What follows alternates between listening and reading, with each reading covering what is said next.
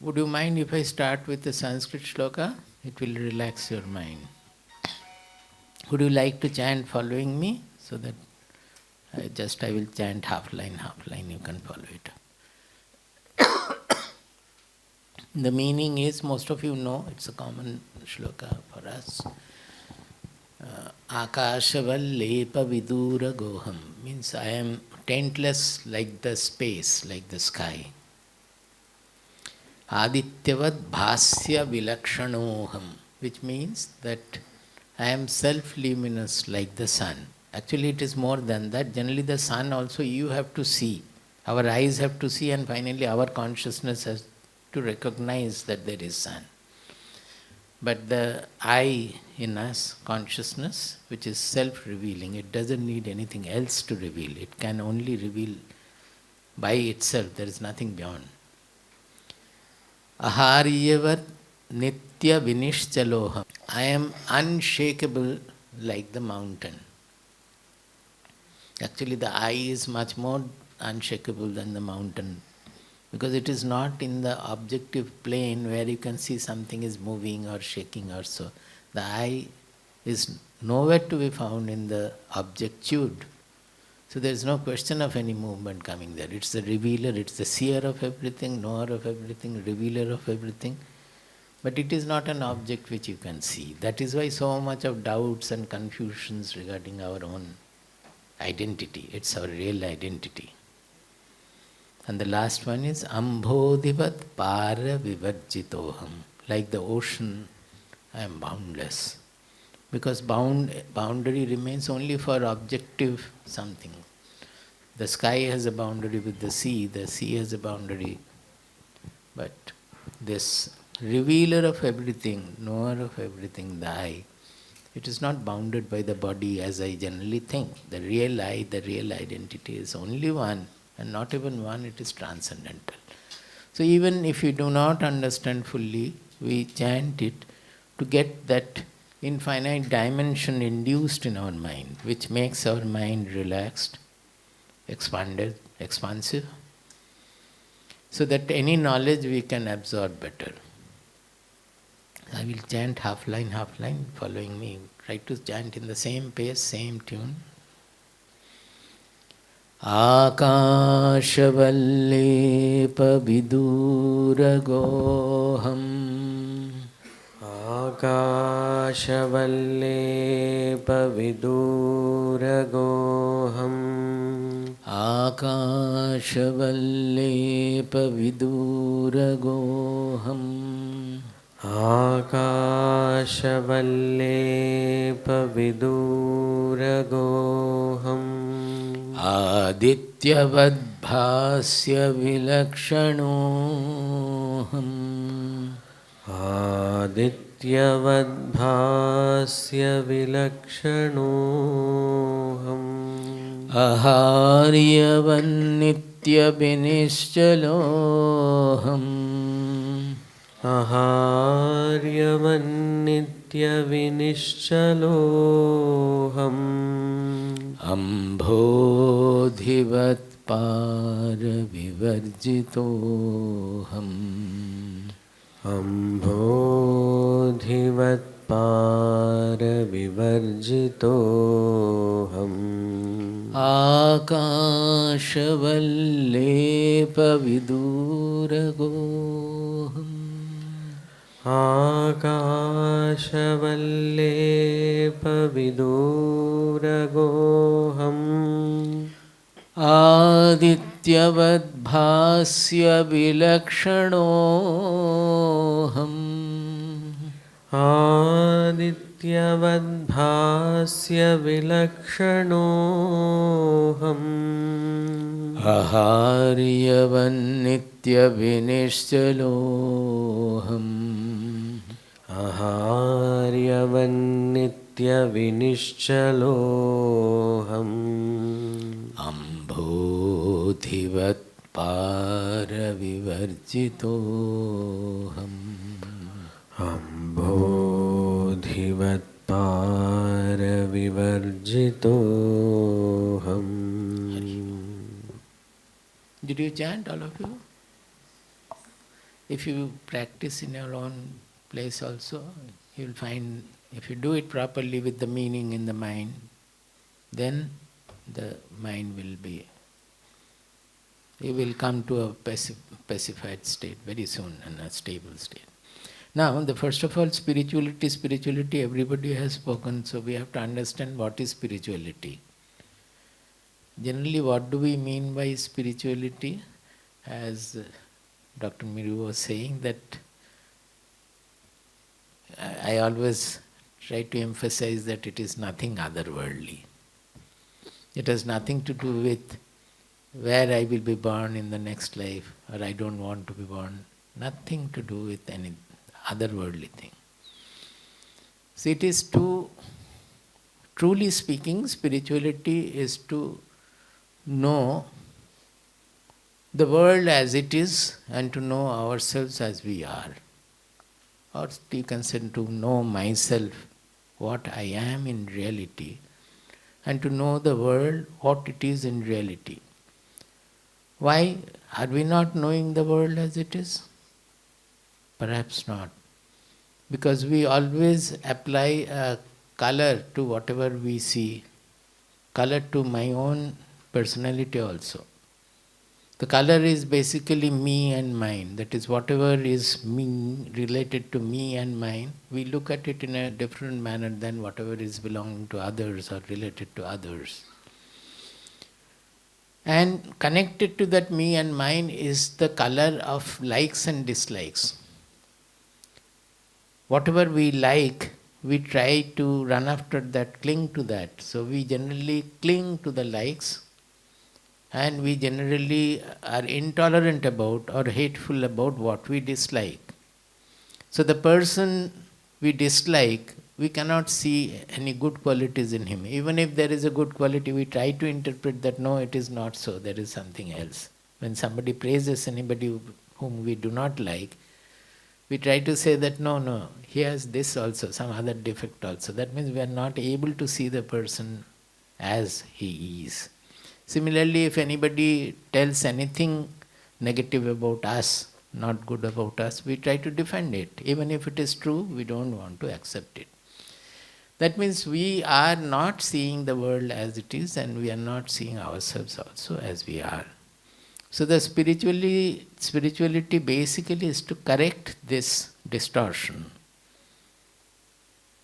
That is why in Bhagavad Gita you will find the whole discussion is on raga and dvesha. Raga, dvesha they call together. Raga means clinging to what I like, applying the color of my like, whatever I feel to be favorable. And dvesha means I am intolerant about or hateful about what we do not like. So this raga dvesha, this alters our whole interactional life. If you think deeply, you will find that in whatever we are doing, in family, in office, in factory, everywhere this raga dvesha is what is causing problems. If we can somehow get rid of this by understanding, by training our intelligence, by training our mind, then the life will become very straightforward, simple, unfolding. That is the real aspect of spirituality. The other aspect, because we are all interactional people, I generally put spiritual path as a path of adventure. It's a path of adventure. What do we mean by adventure? Can anybody say? What is the state we refer to as adventure? What is adventurous? When we say, oh, it was very adventurous, means what? Exploring new things. Exploring, and if you go a little deeper into it, where you don't know what is going to happen. Is it not? Exploring new things, we can open the book and read also. But it will be adventurous when I want to walk the path. This is Bhagavad Gita. Suppose I want to walk the path and I don't know what is going to happen. Suppose we say that the mountaineering is adventurous. Why? Because we don't know even whether the body will die, will be suffering or not, whether I will be able to climb, what I am going to do. So there is a doubt and a fear, you can say, that what will happen, what will not happen, etc. Basically, it is walking an unknown path. It is not, may not be unknown, many people have walked this path and they are saying, but for each person, because it is to deal with our own personality, our own identity. Spirituality is not to deal with anything of the world as such, except my own personality. So although somebody might have walked the path and may guide us also, but till I walk the path, I am not knowing what is in front, what am I going to encounter.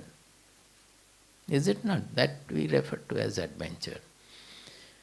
And it is always related to something unfolding. When you walk the path of an adventure, new things will appear, is it not so? On the path you will interact with new things, and you don't know how to interact with it. You will interact in the way it is naturally, it comes to you. So spirituality is such a path where right from the beginning it is an inquiry, it is an adventure, and it is an unfoldment. We always say that life is an achievement, attainment, achievement, etc.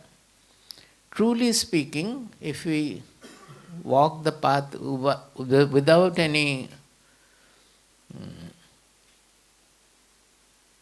prior, any preconditioning or so, if you walk the path, then it is really a path of unfoldment.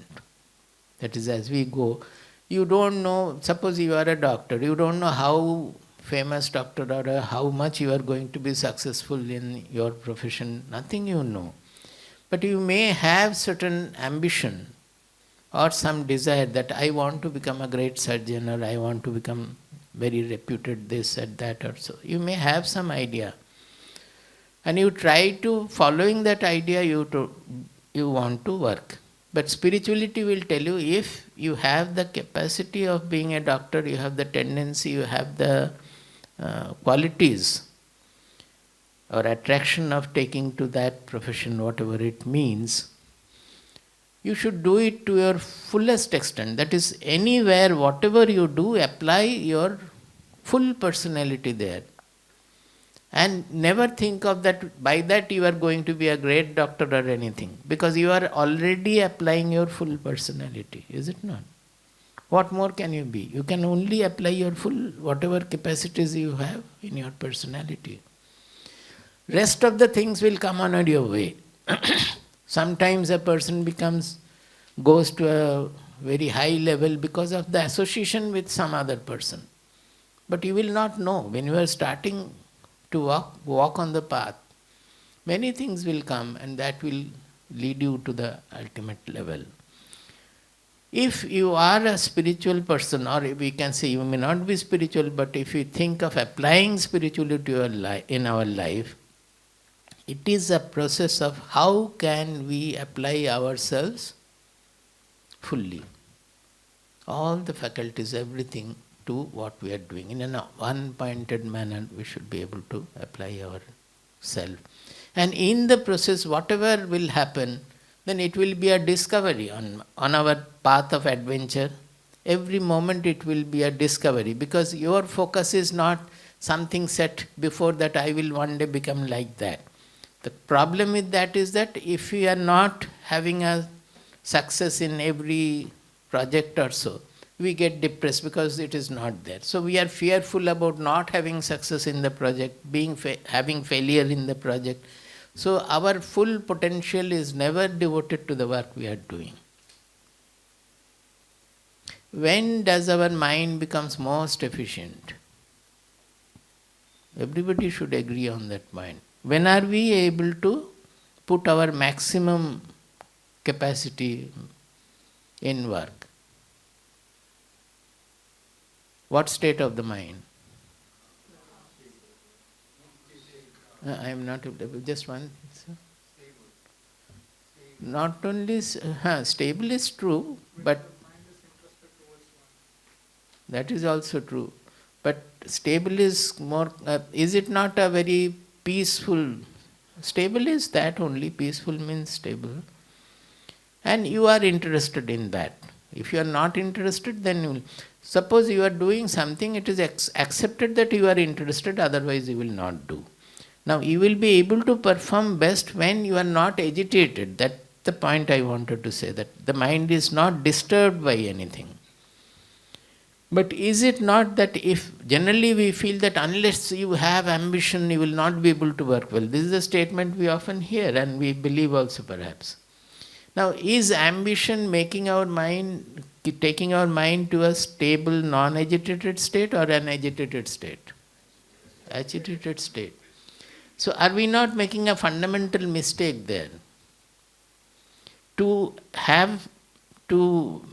become excellent in a certain field, I have to work with a very peaceful, non-agitated, unaffected mind, devoted to that. Mental clarity, the intelligence will have easily when the mind is free of its clinging, and this ragadvesha again will come. The intelligence is not able to have the clarity because the mind picks on to so many things. Suppose I am desireful of having a very brilliant character in a career in IT, but my mind is not given to that kind of a thinking, rational thinking or mathematics or so. It's only a desire. So even if you try, it is because of the desire you are trying. Suppose a person wants to become a very good singer. So she has in her mind that, oh, I will be able to sing very well. That's an ambition. But if she is really given to singing, then she would try to produce the swara, produce the sound musically in the best possible manner. Whether I become a great singer, renowned singer or not is not the point. If she does it very well, automatically she will become a great singer. It is true of everybody, any engineer, doctor, anywhere. We posit something at the end of the career or far ahead in future, and the thought of that is keeping our mind in an agitated state, not in a very stable state, so that we are missing also knowing us. Suppose I am not able, the tunes are not coming from my throat properly, thinking of my ambition, I go on producing cacophony and all disturb everybody around, but I am never going to become a singer. But if I am trying to sing well, that is my aspiration, to sing well, not an ambition to become a great singer. You understand, my aspiration is to sing well. Then the moment the off tune is coming out, we should be putting our mind fully there. No, it is not matching. Let me first produce one tune in a proper manner, in tune with the music or whatever it is. So it brings back our attention, intelligence, mind, everything from a futuristic imagined goal to right in the present, where we can apply our full potential and get the best result. If we work like that, the ultimate result will be the best, no doubt about it. If you work well, the result also will be the best possible for me. I am not saying that you should work without thinking of the goal. That is not the case. When we are thinking of the goal of an objective project, we have to be very careful about the goal, otherwise you will not be successful. Suppose you are producing car, you have to think so much about that, what car you are going to produce, for that, what are the things necessary, where am I to go for support. When my factory produces the car, by that time that car will be there will be demand in the market or not. I am producing some car, I thought about it, and after 10 years it is produced. By that time there is no demand of the car in the market. So the goal will be always there in the present also. It's not that I am not thinking of the goal, I am only producing cards, so I start producing anything I like. It's not like that. The goal will be fully present in the present, but it is not an imaginary goal of by that I will become a renowned car manufacturer, or I will become very rich, by that this will happen, that will happen, and then only I will become happy. It's all futuristic imagination. So what spirituality does is to keep our mind, take away our mind from this imaginary, desireful, futuristic imagination and bring it to the present and devote to the present in a full manner, full potential. There is a shloka in Yoga Vasishtha Ramayana. You may know that we all know about Rama, particularly now that the Rama Janmabhoomi is projecting so many videos here, that people have come to know many things about it. But there is a great text called Yoga Vasishtha Ramayana. You may have heard about it, which is supposed to be written by Valmiki. But this text was not available for a long time, so even Shankaracharya has also not mentioned about this text. Shankaracharya was in the 8th century or so, and this text, as far as the record goes, in 10th century it was widely known in Kashmir. The name was Mokshopaya, a different name. From 10th century onward, this Yoga Vasishtha Ramayana name came. But in the text, it is, the way it is written is, it is also written by Valmiki. The name given of the author is Valmiki. Whether Valmiki wrote or not, we don't have to, because nobody knows Valmiki. And we are not interested in that. The fact is that since the text is there, there is an author also. And Valmiki, who has written about the whole biography of Rama, he is the best person to author this also. So he has written that in 16th year of his life, Rama went for a Tirtha, a pilgrimage. Because Rama was growing up in the palace. He did not know what are the poor people of the country, what are the other people in the country doing, what are the criminals doing, nothing he knew. So before being coronated, he had undertaken a pilgrimage around the country. So he went around and came back absolutely depressed, dejected person. He himself describes that he could not see any good person. He found everywhere it is corruption, corruption. He will be happy to know that in Ramarajya we say, everywhere it is corruption and corruption. So he became so depressed that he was not able to do his daily routine also.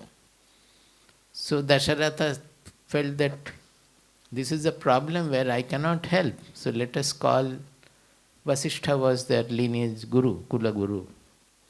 So they called the rishis at that time.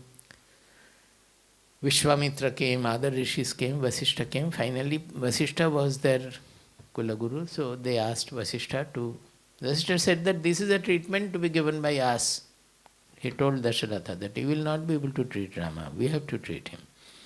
And for that, they arranged for a discourse which went on for 18 days, from early morning to evening, and with rapt attention. Not only Rama, but entire palace, the people in the village, in the country, those who could attend. Every day people were coming and seated from early morning to evening for 18 days discourses. So that is a very, very special text for us, because it deals only with the interactional life. Although it speaks about soul and Atma and Brahman, but the major part is how to deal with our mind, how to treat our mind, how to remain absolutely stable while performing. Because those days you can think that the Raja, the kings we know of mainly the good kings. There have been other kings also like Duryodhana or Kamsa and all. There had been But their picture is given as the good person winning over them for that. But basically we know about, say, Rama, Yudhishthira, Krishna and all, who were all very good kings. Now normally we think that the king's life is very comfortable and he is ruling the kingdom and all. It is never so. It is the most troubled life because he has to look after the kingdom, he has to punish the criminals, he has to reward the good people, he has to see that the laws are followed by... Even for the politicians, we always speak a little sarcastically about politics, but it's not so. Politicians, if he is a real good statesman, how much of trouble we cannot even imagine. How much of trouble he has to undertake. If he is a real good statesman who thinks of the country, who works for the good of the country, we cannot even imagine the kind of... So that was the king's life also. So this Yoga Vasishtha tells about many kings who, not being able to undertake the torture, left the kingdom, left the throne and went away to the forest, not being able to rule the kingdom.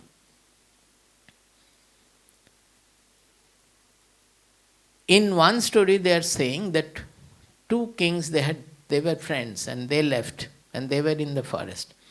After some time one king met a rishi, a knower, and got this knowledge and came back and ruled again. So the story is that when the other king who had left, he is still wandering around and found that my friend has come back to the kingdom. He comes to him and said that, how did you get the relief? How are you ruling the kingdom again? Then he goes on saying how spirituality has helped him to rule the kingdom without getting bothered by anything. That is, if you are good, then your torture also, the mental torture will be more, because you will be tortured by seeing the wrongs in the society. If you are insensitive, then you will not be tortured by the society. When the mind becomes sensitive and good and sympathetic, then the mind has to undertake more of suffering. And spirituality helps us to go to a transcendental state where we can remain stable in spite of all good and bad. We can take everything together. So, in a real good person's life, the first project is to remove, not to go behind anything bad, to become a good person, not to do anything corrupt or wrong or anything or destructive to others. Becoming a very good person. When you become a good person, you will find that the mind is having more torture than being a bad person, because the mind has become now so sensitive that it is sensitive to all the wrong things being done in the world, and you will not be able to withstand that suffering. So the next step in life will be to go beyond the good and bad and accept both good and bad, not being bad. He has already transcended the bad and become good. The next step is to accept and, you can say, host both good and bad, not himself becoming bad. To have a transcendental state from where he can deal with both good and bad. So that is what spirituality makes. I just narrated about it, thinking of that shloka, which says that Atita ananusandhanam bhavishyad avicharanam audasinam apipraptam jivan muktasya lakshanam. That is, all these texts, our spiritual text, they talk about jivan mukti. We don't have clear idea about it, because we think moksha, moksha, moksha, because dharma, artha, kama, moksha is defined. And moksha we consider is not getting born in the womb again, which is absolutely a religious concept, nothing to do with spirituality. Moksha is about our last attainment in this life, when we feel that I don't have any bondage, I enjoy the freedom in my within. That no more I am slave to anything in the world. Previously, whenever something is favorable, I used to get elated. Whenever something is unfavorable, I used to get depressed. This is the state we have generally. Moksha means in favorable and unfavorable situation, I will be able to get enriched in both. If there is a difficult situation which I am coursing through, if I course through that, I will be enriched by that. Why should I fear to face any obstacle? Any obstacle, when we pass through that without having a defeatist mind, we will find that the obstacle, coursing through the obstacle has enriched us. Any difficult situation in life we course through, we find it enriches us more. So,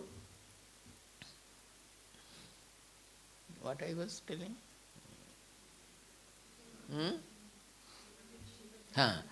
So the mukti there is having the feeling, an entire freedom from the slavery of the world. We are actually slave to the objective situation, slave to the world. Because if somebody abuses me, immediately I lose my self-centeredness, is it not? It's a freedom. Am I not slave to the sin? Suppose somebody has said some bad words and maybe it is absolutely untrue of me. It's not true of me, whatever the other person is saying. Then all the more I should not get affected by that. If it is not true of me, it is his business who is saying like this. But we get affected, we start saying even more bad words to him. This is all the slavery we suffer from. Actually, we should be concerned that, oh, you never speak like this. What has gone wrong today? What has happened at home or in the office that you are speaking like this today? Because being concerned about it. Forget about being concerned, we immediately take it. We lose our self-centeredness and start shouting at him in a worse manner generally. So, he wins over his slavery to the world. So he feels the freedom. That is called the moksha. Now in our scriptures of spirituality, it is referred to as Jivan Mukti. That is, this Mukti does not come after the body falls. We are only concerned with before the body falls. And it is a freedom we enjoy before the body falls. So he says that the state of such a knower or a free person is Atita Ananusandhanam. That means he never runs after the past. Oh, I did so many great things. I did this, I did that. I established SIRD. They're all my children now doing this. I have established a great factory which is producing the best computers. Or it is the other way. I did something sinful. I did not look after my father well. I did not do this. I took a corrupt path and then suffered like this. So it is either plus or minus, but he is still living the past which has gone. So a free person will be freed of that. He will never run after what I did and what I did not do. It is done. And bhavishyad avicharanam. That means he never creates an imaginary future and loiters there and thinks about that. I will do this, I will do that. When my producers of the factory will sell, I will become a big, rich person. This will happen, that will happen, and then I will become happy. I will be the best, I will be the president of the country or the prime minister of the country. So many desires and all living in the future. So the freedom means a person who is a knower, he neither lives in the past nor lives in the future. He lives in the present. And what is his present state? He says, Audasinam api praptam. This udasinata, udasinyam, is generally translated as aloofness. It is aloofness, but it is not really so. Aloofness can be of various kinds. The ut word means lofty, going above. So ut asinam means who is seated in a lofty state. So he is always seated in his mind is always in a very lofty state, from where he can have a comprehensive vision of everything. He will not be oscillating with whatever is happening, little things. The food is not cooked today, shouting at either servant or wife or anybody like that. I don't like the item which has been cooked there. Start shouting. So our mind is always getting involved in small things around. It is never seated in a lofty state wherefrom we can think of the world and work for the comprehensive goodness. This is all the definition of a knower, of a free person, Jivan Mukta. Three things. He does not live in the past, does not live in future. He lives in the present in a very elevated state, in a lofty state. So, what by all these stories and this, what we mean to say is having the touch of a mind and intelligence, and finally trying to imbibe those qualities of the mind and intelligence, wherefrom we don't get affected by anything happening around. That is what we refer to as self-seatedness. Generally we refer to as self-seatedness, we mean with the small s. But when we talk about spirituality, that becomes self with the big S. That is also self-seatedness. We generally, a person who is poised, we say self-seated, is it not? That is with the small s. That is, he doesn't get affected easily by things and he remains quite poised. But when he takes to spirituality, the kind of poise and self-seatedness he attains or he comes to live is the capital S self-seatedness. That capital S self is what our real identity is. That identity which is not divided by the body. In reality we are universal. That Atma or soul is the English word, but in Sanskrit Atma or self or our own real identity we speak of, is not divided by this bodily presence. So, our small, constricted, egoistic identity is finally raised to an universal identity. And that gives us the stability, unaffectedness, everything. Suppose these lights are burning, the fans are moving, the camera is working, the microphone is working. Is it not everywhere we see the electricity playing?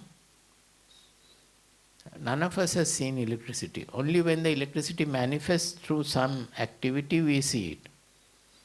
If one of the bulbs get fused, has anything happened to the electricity? Only that bulb is not able to manifest. Like that we have a wrong idea about the soul or Atma we speak about in spirituality. If the body falls, then nothing happens to the Atma. It is only the Atma is one and one alone. It is manifesting through various bodies. Just like the different bulbs, each body is expressing the Atma in its manner. If one light is yellow, it will expressed as yellow light. If it is blue, it will be like that. If it is a fan, it will be expressed as the motion. Or in some cases it is sound. So that is the Atma. We have to correct the concept. Now why we have to think of that Atma? Because that spirituality starts with a search of who am I? Who is that Atma? And those who have undertaken the search, not knowing who am I, they undertook the search. And when they reached the goal, it was a revolutionary discovery. I always say that it is incomparable discovery. It's the greatest discovery of the world, much more than any scientific discovery. Because it will never undergo any change. This discovery is forever one thing of discovery of our identity. What happened is that he was going in, oh, I am not the body, I am the seer of the body, I am the knower of the body. Body is an object before me. Go further in, all the thoughts coming, I am knowing the thoughts. I am not the thoughts, I am knowing the thoughts. One thought was there, some sorrow was there, some happiness was there. I am able to see the changes from sorrow to happiness because of my difference from the thoughts. If I become the thoughts, we will not know the change. Further we go in, I am not the intelligence is changing from dullness to sharpness and all. I am knowing that, so I is different. Then who am I? Who is different from the body, mind, intelligence, everything? That was their search. And they discovered that there is something superior to the buddhi. Bhagavad Gita makes it very clear. He says, Indriyani paranyahu indriyebhya param manaha manasastu parabuddhihi yo buddhehe paratastu saha. He says the sense organs are very, very powerful. We understand. Because even if we are not wanting, the senses will pull us and make us do wrong things. It is happening everywhere. But know that the senses cannot function without the cooperation of the mind.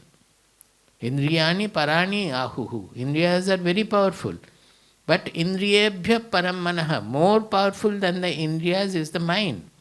Because suppose the mind is not connected to the indriyas, will they see? Suppose you are sleeping, I open your eyes and show you something. You will not know. Although your eyes retina, the picture will be there. But you will not come to know because the mind is sleeping. Anything, any indriyas, it is that.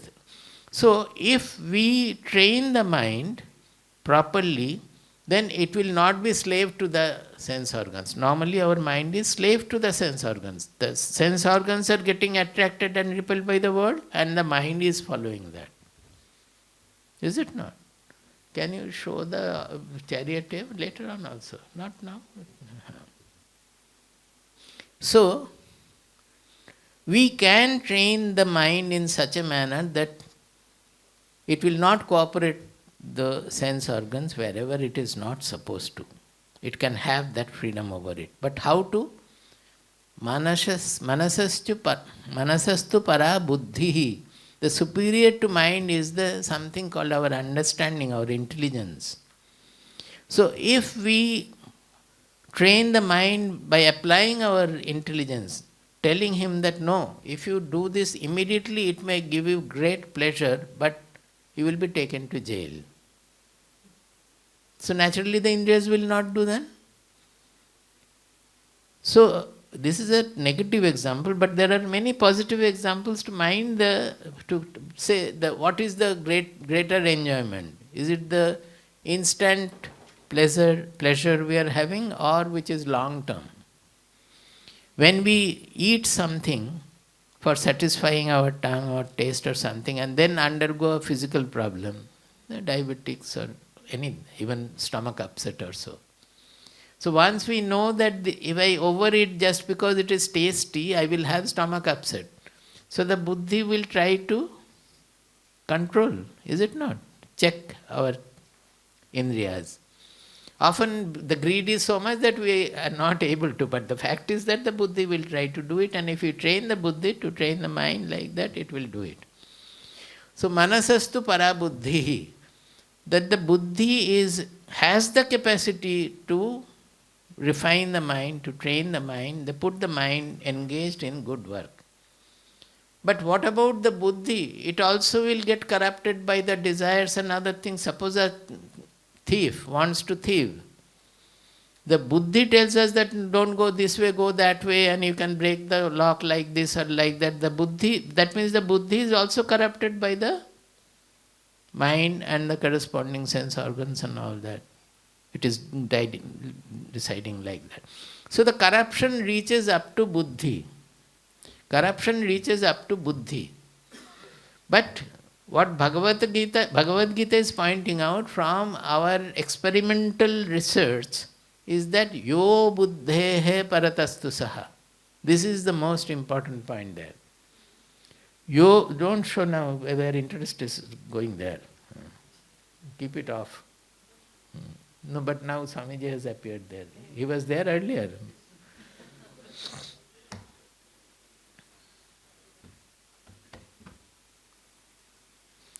So that is a great indication based on empirical research.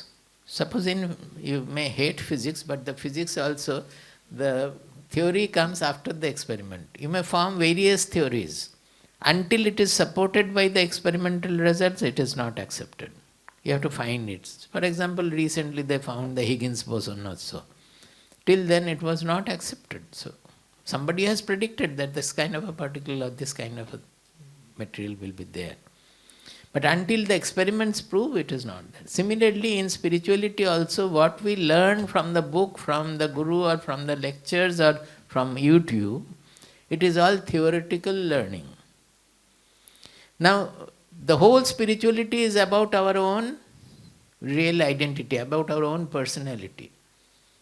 It is not about the world. Actually, it is about the world, but our vision, our perception of the world. So everything we learn in spirituality will have to be applied in our life. Then it becomes experimental. We may have learned Newton's laws, but when we do the experiment in the laboratory, we get a feel of what the laws represent, when we understand it in a living manner. That is in the object, but in the personal level, everything has to be lived. Anything talked about our character, about our discovery and self-discovery, it has to be lived by ourselves to know what it is. So, when we apply to ourselves, then it becomes a living knowledge for us. Suppose the Upanishads have said that yo buddhehe paratastu saha, or Bhagavad Gita said that there is something superior to the buddhi, and that is what we indicate. Yo buddhehe parataha, which is transcending the buddhi, tu saha. That is what Bhagavad Gita or Krishna is trying to focus on. So there is something, they are clearly indicating that something superior to the buddhi is there, where these corruptions and the affectations and all that, they don't reach. So you focus your mind on that, and that will give you all that we want. How? Evam buddhehe param buddhva samstabhya atmanam atmana jahishatrum mahabahu kamarupam durasadam. The slavery we are having for the objective situations, we can win over the slavery by evam buddhehe param buddhva, that which is superior to the buddhi, coming to realize that. Samstabhya atmanam atmana. Then concentrate or induce your whole personality, the buddhi, mind, everything. You induce that truth, what you have discovered, transcending the buddhis. And then you can become absolutely free in the world. You become master of the world. You will no longer be under the control of the senses or the mind or anything. Now this buddhehe paratastu saha, and there we have to fix. This is what we refer in spirituality as the Atma, as the Brahman. Everything we refer to that only. So to do that, we have to do the experiment. That is why the meditation is called for, or contemplation and thinking about the truth by reading the Shastras, listening to that. That is exclusively spiritual practice. But as I said in the beginning, it is an exploration, it is an adventure for us. Because this we don't know. Even if you are sitting for meditation, we don't know where I am going, where to go. So we can take the guidance from whatever is written in the Shastras, whatever we have listened to, whatever my Guru is saying, all those things. But the experiment we have to do myself. What do I do? No, I am not the body. So let me go in. Oh, the mind I am seeing, then which is that I? Then I am thinking. This is also I am knowing that I am thinking, I am analyzing. Am I not knowing that am I analyzing, am I thinking? I am thinking, I am analyzing. So who is that I? We try to look into that I. Who am I? That is the question there. Now if we are analytical, that is why I say it is much more science than our usual natural science or objective science. Because here rationality and rationality and rationality alone is considered. In the objective science, right in the beginning we said we take the world to be true as we see, and we don't investigate into the subject who is looking at the world. So it is cut off in the fundamental postulate of science. In our case it is just different. By going into the world you can never end, because it is a cause and effect chain. You cannot go to any absolute truth there. So first look at me. Who am I who is looking at the world? When I say looking at the world, it is not only the external world. It is the internal world of mind, thoughts and everything. I am looking at the external world. I am looking at the internal world of thoughts, emotions intelligence, everything. So who is that I observer? Now we try to look at it. There our intelligence tells us that it is our Shastras also tell us, provided we are attentive to know, that if we try to look at I try to understand it's an exclusive spirituality now I am speaking now. But this takes us to that final interactional dimension. So we are trying to discover the I, is it not? Now who is trying to discover? I am trying to discover. So as long as I am trying to discover something as different from me, will I be successful? The I we want to see as, I want to see the I. Is it ever possible? Because I am that I. So my very effort to discover that I is going to fail. Because that effort itself is making the I a non-I.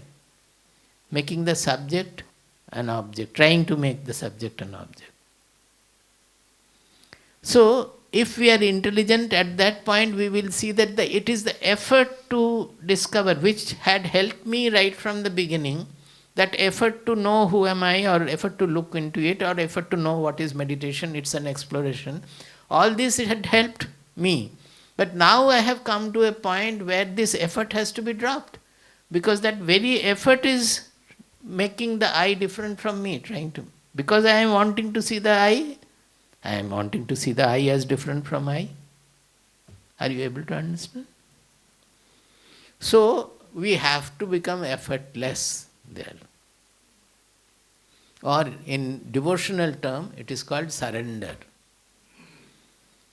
That I don't know where I have to go. I know that whatever I know, it is not going to take me there. So, we surrender to, you can say, providence or whatever we have, that what we surrender is actually this effortfulness has to be surrendered. See, all these things are coined in our Shastras in very brief, beautiful statements, but we don't understand it in this full potential. Yoga Sutra, many of you must have heard of, that Patanjali Yoga Sutra. There, small words, everything defines it. So, the meditation, many of us try to do meditation. You know, they're clearly stated how do you do the meditation. The first is Sukhasanam. What is the meaning? Sit comfortably. Actually, you can lie also, provided you don't fall asleep. That is, you have slept well, in the morning you have slept well, taken bath, then you will not fall asleep, you have slept well. Then lying is a very good posture. But otherwise you sit in Padmasana or Bhadrasana or whatever natural posture, better with crossed leg. You sit, that is called Sukhasanam. Now, the Yoga Sutra says just Sukhasanam. Why? Because you have to be very, very, very comfortable. Otherwise the mind will go to the body. However much you say that I am not the mind, I am the seer of the mind, oh, it is paining here. You feel that I am pained. You get the contradiction there. We feel that the knee is paining. You don't feel that I am the seer of that is gone there, that the pain is calling your mind and putting it into the body. It is fixing the mind to your body. So to overcome the body identity, you have to sit in very comfortable pose. That is why I am saying one can lie also. Now, doing that, the next sutra says, Prayatna Shaithilya. See, such small, great words. Prayatna means effort. Shaithilya has come from Shithila. Shithila means loose. Prayatna Shaithilya means effortlessness. Absolute effortlessness. It's not bodily effort, because you are sitting, there is no effort on the part of the body. It is not mental effort. But where is the effort? Oh, I want to discover the self, or I want to become self-realized. This is an intelligential effort. So the buddhi has to become absolute effortless. That means you have to surrender. All the faculties have to be effortless. That means absolutely let go. Then what happens? So far, the self was always trying to show you some small, small things as you want. It was trying to show you the thoughts, the thought of the office. The moment the consciousness, the thought of the office has come, your focus is on the office, say boss or patient or doctor or anything. Our focus is on what is being displayed in the consciousness, is it not?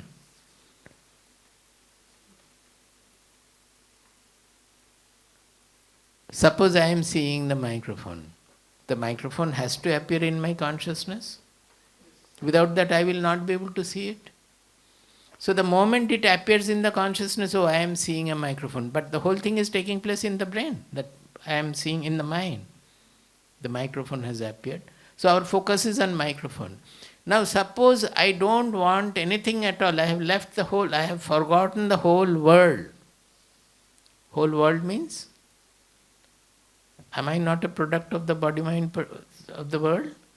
Except that I, the ultimate seer, the body-mind personality which I consider to be my personality, that is also a product of the world. So the whole world, including my own body-mind personality, will simply vanish. So the consciousness does not have to show or display anything from the objective world. Not even your deity. Suppose I am a worshipper of Shiva. Then the consciousness is taking the form of Shiva to show you have a vision of Shiva. But if Shiva is also dropped, then what will the consciousness do? It is not displaying anything. It is not taking the form of anything. That is the point. The consciousness will reveal itself. Our self is reveal itself. So it is. We cannot say it is any more of myself, because the body-mind personality is not there. It's the consciousness is revealing itself. In that consciousness, the whole universe appears to be, which consists of a body-mind personality also as a small speck. Have I confused you enough? Now, going to that dimension, what happens is that once you know that this is my real dimension, so you are winner of the world there, you don't care anybody, not in a bad manner, but in a good manner. You don't get bothered by anything in the world. The whole world is in you. You are not in the world. The whole world is appearing in you, in the consciousness. Not you, when I say not in that small you. So your identity gets shifted from the body-mind limited, egoistic small I, constricted I, to a transcendental dimension I, in which all other bodies are involved, the whole world is appearing to be. So instantly you get relieved of the feeling of smallness which we are suffering from, which is giving rise to all the problems of life, our ambition, our enmity, our envy, our competition, our greed. Everything is coming from that small identity we are suffering from. So that is why we say it is an adventure. When you take the path of the adventure, the real I unfolds, and that changes your whole life. It doesn't change your whole life initially. Now, if you have known this to be the truth, then it should be reflected in your interactions also. Is it not? How will you reflect in the interactions? Because if you feel that everything is soul, everything is consciousness, then will you be able to take food or act? Normally you will not. So it is not the vision of, you will see the world as it is. You will go on eating as you are, may not be in the same manner, but you will eat. You will do whatever you are functioning. But behind everything, it will be there that the dimension of the I will be alive there in everything. So it will change your work. What will happen? Whatever you so far have been doing, motivated by some ambition or desire or so, that I want this, all those are integrated to your small identity. Now you will do whatever to be done. Not thinking of the future, as I started my talk with it. Not that by doing it I will have this and I will have become great and I will be happy then. Nothing of that sort. No future, no past. You will go on doing the world absolutely, naturally, whatever to be done, not being fearful of the consequence, not being ambitious about the consequence. The best possible work you can do in such a state of mind, when the mind is absolutely free of all tension, stress and all. So this is what spirituality means. So will it not help in our all interactions, whatever we are doing? Not only by meditation. Meditation you may know the truth. You may come to have the direct experience. But more important is to infuse the truth in our interactions. In every interaction we are becoming selfish, we are becoming greedy, we are becoming partial, we are becoming very clinging to likes, hating, dislike things. All those we will immediately compare with our real identity and we will try to get rid of all that is constricting me, changing the dimension from the transcendental or infinite to small body-mind limited identity. Not that while you are operating you are thinking of that, then your patient will die. But in doing the operation you won't have that only if I do the surgery I will get the money and I will do this or that. That will not motivate you to operate. Here is a patient, whether I can give him relief or not will be the doctor's point of view. And how best I can give.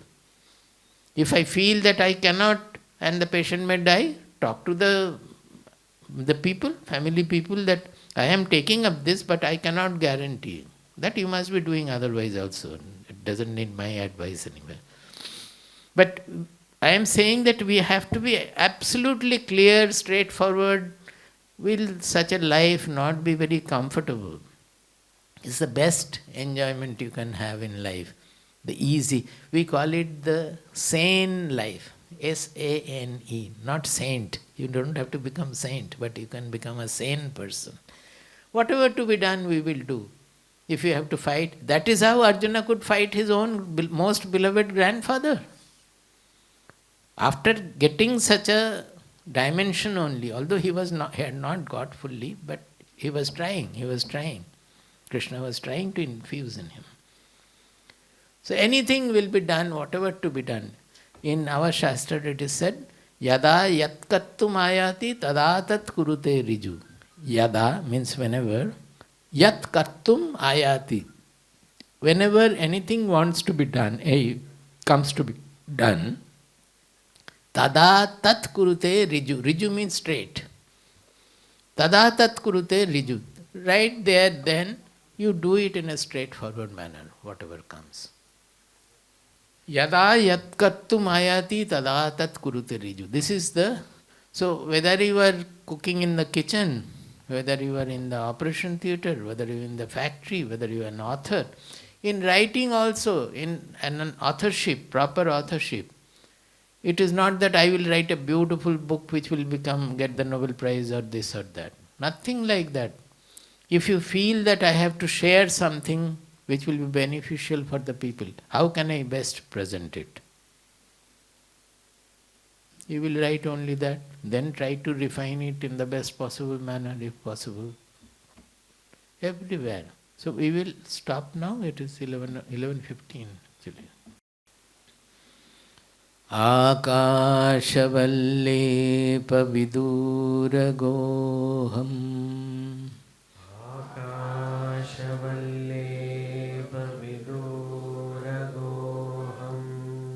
Adityavadbhasya vilakshanoham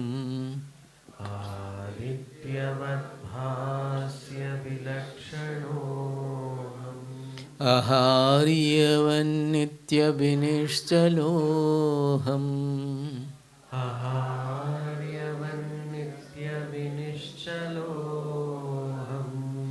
Ambodhivat paravivarjitoham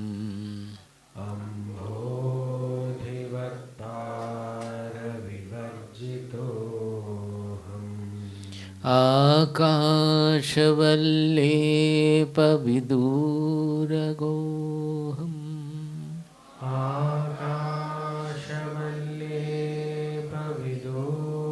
आकाशवल्लेपविदूरगोऽहम् आदित्यवद्भास्यविलक्षणोऽहम् आदित्यवद्भास्यविलक्षणोऽहम् अहार्यवन्नित्यविनिश्चलोऽहम् आहार्यवन्नित्यविनिश्चलोऽहम् अम्भोधिवत्पारविवर्जितोऽहम्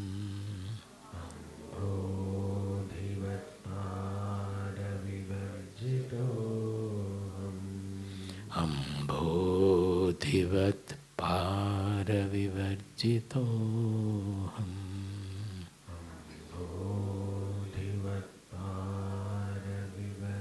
बोधिवत्पारविवर्जितोऽहम् Hari